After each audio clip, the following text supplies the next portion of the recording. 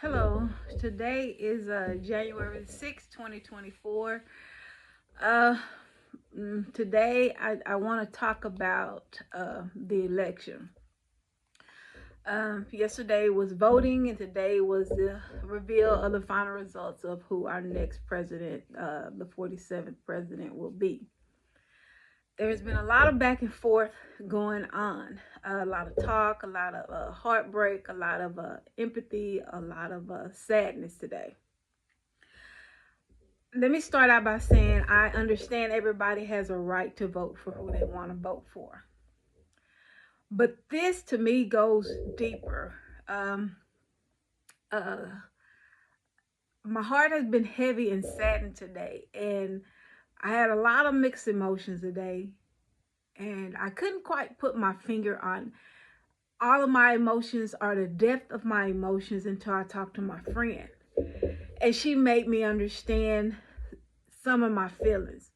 My initial feelings were it wasn't about the candidates, Kamala or Trump, or that Kamala did not win. It went deeper than that. Um, I go back to thinking about the character of Trump and how he has revealed who he is and what he will do and what he'll say to get what he wants in this world.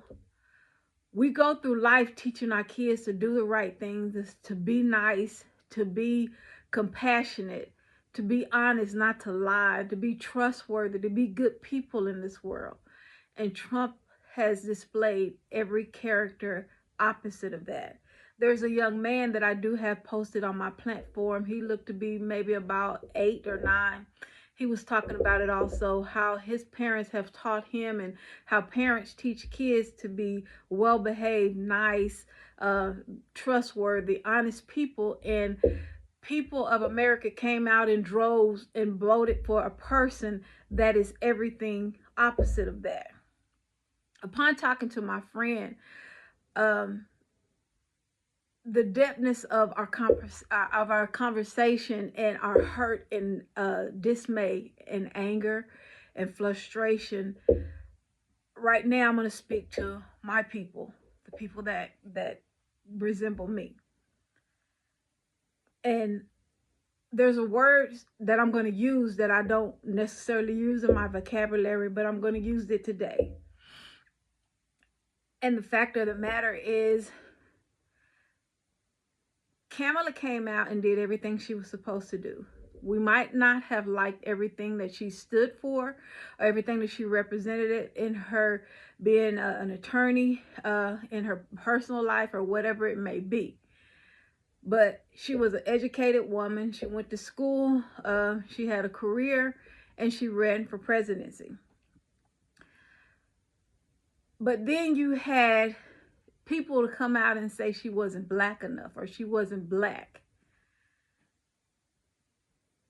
But we have black men who go out and they're with black women as long as they're trying to get to where they're trying to get to. But once they get to the position where they're trying to be and the door is open for them, they leave the black woman behind and they go out and they get a white woman, they marry a white woman. And during that process, they create families, they create children that resemble Kamala.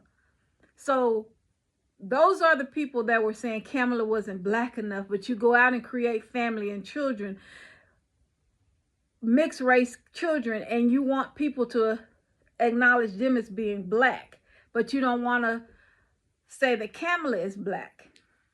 With that being said, as a black woman, black women are not protected in any aspect of the way by our black men. You all have ridiculed and talked about Kamala from the very start. She wasn't black enough. She didn't like black people. She didn't do this or she didn't do that. But you all have created the same type of person that she is. She is a mixed race black woman. And you have mixed race children and you want them to be black, but you don't want to stand behind this black woman. The word that I'm going to use is Kamala did everything that she was supposed to do as a, and this just, it disturbs me to say this, but I'm going to say it. The field niggers came out and did everything they were supposed to do. They voted. She ran. She had her stance on what was supposed to be and and how it was supposed to be done. She debated. She did what she was supposed to do. But the house niggers showed up in droves and they voted against her because she wasn't black enough or because she was a woman. And a woman is never good enough. A black woman, as a mother, when you're in jail, you call your mother. When you need money on your books as a man in jail, you call that black woman. When you need something done, when you're in college, you need a paper done, you call on your black sister. When you need a question asked or you need something for a meeting, you call on a black sister. But when that door is open for you, you no longer know that black sister. You turn to the white woman. And Kamala, you know what? She even had an advantage. She was a light-skinned black woman. She was a light-skinned black woman. And you still said she wasn't black enough. Or you still said you couldn't vote for her because she was a woman. It just doesn't make sense. The depthness of the hurt and the anger is because the house niggers showed up and did everything they needed to do to keep a woman down. And you might say that wasn't the reason, but you didn't. You showed up to fight against her. You showed up to fight against her because she was a woman. You fought against her because you said she wasn't black enough. You showed up and you fought against her because you said she wanted to kill 1 million babies in this world and allow all these abortions. That wasn't her stance. She wanted to give women the right to do what they wanted to do to their bodies. Whatever that woman's choice was, that's her choice. And at the end of the day, that woman has to stand before God and they have to live with their decision. She wasn't killing babies. She was giving women the right to make the choice for their own bodies. And you fought against her. This woman that has not displayed to us. Like I said, you might not have liked everything she did. You might not have liked everything she stood for. But we didn't hear about her being a felon. We didn't hear about her telling people to bum rush the Capitol.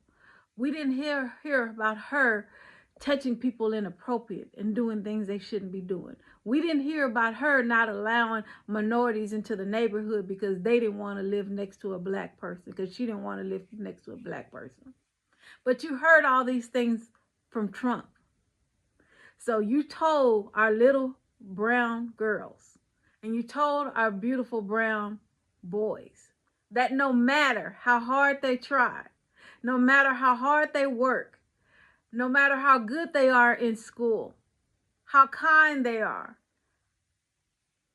how nice they are to their classmates and friends, that'll never be good enough because they're not a man. And most importantly, they're not a white man. That's what you told our children. So all those house niggers that ran out to be on her side, that's exactly what you did. So now we as people, we as parents have to tell our children, have to remind our children, you have to continue to do good. You have to continue to fight to be successful. Because the playing field is not easy. It's not level. It's not fair. Especially if you're a woman and you're not the right color. And you solidified that thought when you voted for him. You told our children they weren't good enough. You told our children they weren't good enough to be who they are. You told our children they weren't good enough. You told our children that you can be perfect. You can do everything right. You can follow the rules. You can do everything you need to do. And it doesn't matter, because a white man can come in and be a felon and do everything he's not supposed to do and still win. That's what you told our children.